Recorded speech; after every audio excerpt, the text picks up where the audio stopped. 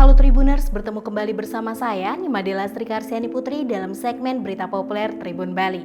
Berikut ini 3 berita populer Tribun Bali hari ini, Senin 19 April 2021 yang mungkin Anda lewatkan. Berikut ini 3 berita populer Tribun Bali hari ini, Rabu 21 April 2021 yang mungkin Anda lewatkan. Judul berita pertama, ratusan anggota TNI Korem 163 Garing Wirasatya terima kenaikan pangkat dari Pamen hingga Tamtama.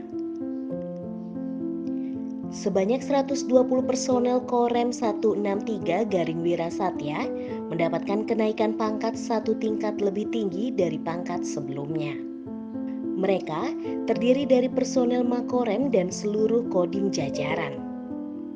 Kenaikan pangkat tersebut mulai dari golongan perwira menengah, bintara dan juga tamtama. Acara laporan Koprapor atau pelantikan kenaikan pangkat di lapangan Makorem 163 Garing Wirasatya dipimpin langsung oleh Danrem Brigjen TNI Hussein Sagaf SH dan sementara di kodim jajaran dipimpin komandan satuan masing-masing. Dalam arahannya, Danrem 163 Garing Wirasatya mengatakan, kenaikan pangkat bagi prajurit adalah wujud penghargaan yang diberikan oleh negara atas kerja keras, usaha, dedikasi, prestasi, dan loyalitas yang telah dilakukan prajurit kepada bangsa dan negara selama pelaksanaan tugas. Judul berita kedua, Sandiaga Uno sebut pemerintah pusat larang mudik lebaran, termasuk perjalanan wisata ke Bali. Pemerintah provinsi atau Pemprov Bali telah mengusulkan kepada pemerintah pusat melalui Kementerian Pariwisata dan Ekonomi Kreatif untuk tetap mengizinkan perjalanan wisata, terutama ke Bali saat pelaksanaan pelarangan mudik lebaran tersebut.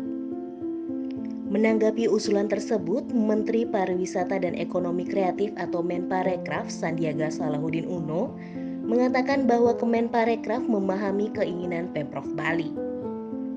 Sandiaga Uno menegaskan, belajar dari pengalaman mudik dan Nataru tahun lalu, jumlah peningkatan kasus COVID-19 saat mudik lebaran naik 94% dan saat libur Nataru mencapai 70%. Pemerintah pusat telah resmi mengeluarkan larangan untuk pelaksanaan mudik lebaran pada tanggal 6 sampai 17 Mei 2021. Larangan tersebut dikeluarkan melalui surat edaran Kepala Satgas Penanganan COVID-19 nomor 13 tahun 2021 tentang peniadaan mudik Ramadan dan Lebaran 6 hingga 17 Mei 2021.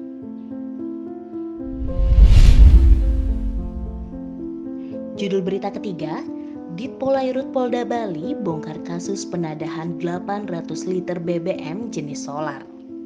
Kasus tindak pidana penadahan 800 liter BBM jenis solar berasal dari kapal motor penumpang Seria Domar yang berhasil diungkap Direktorat Kepolisian Perairan dan Udara atau Polairut Polda Bali.